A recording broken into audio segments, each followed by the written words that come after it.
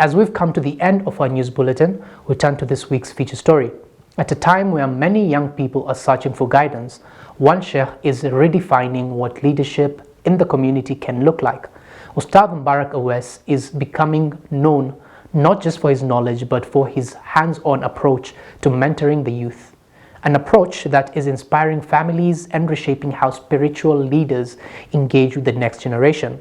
Today, we take a closer look at his impact and the remarkable experience he recently led for young boys. Stay informed, stay inspired, and may peace be upon you. Here's Shaban Yusuf with our feature. The journey begins at Al-Huda Mosque. Early in the morning, parents stand at the entrance, boys gather in excitement, and the atmosphere is filled with anticipation. Inside the mosque, Ustad Mubarak Awais gives his final instruction to the young men who are about to embark on a rare kind of vacation, a halal, purposeful, and spiritual retreat. He reminds them that this trip is not just for enjoyment, but for growth. He instructs them to guard their salah, to keep the Quran close, to treat one another with respect, and to carry Islamic manners in everything they do.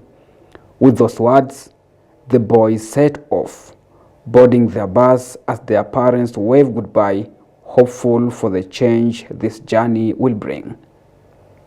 After a scenic drive from Al-Huda Mosque, they arrive at Kiserian Budu Safari Camp, surrounded by nature, hills, and fresh air.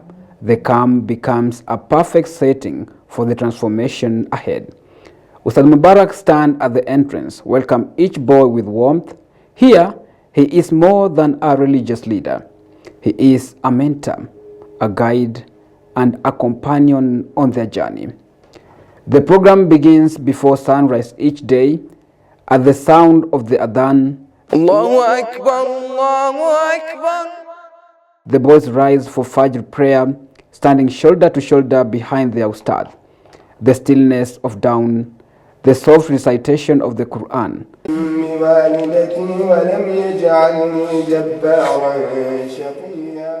and the beauty of nature create moments the boys will remember for years. After Salah, they sit in a cycle for Quran learning, reading, memorizing, correcting tajweed, and understanding meaning. Ustad Mubarak then teaches them the importance of morning adhkar, showing how the remembrance of Allah protects, strengthens, and beautifies the day. He demonstrates how to make proper wudu, explaining that purification is the beginning of every act of worship and the identity of a practicing Muslim. The youth do not only hear the lessons, they practice them side by side with their leader. But the camp is not only about worship.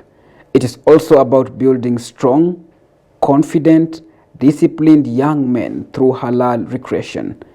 Under the supervision of Ustad Mubarak, the boys learn horse riding, building bravery and balance. They challenge each other in swimming competitions, gaining confidence and endurance.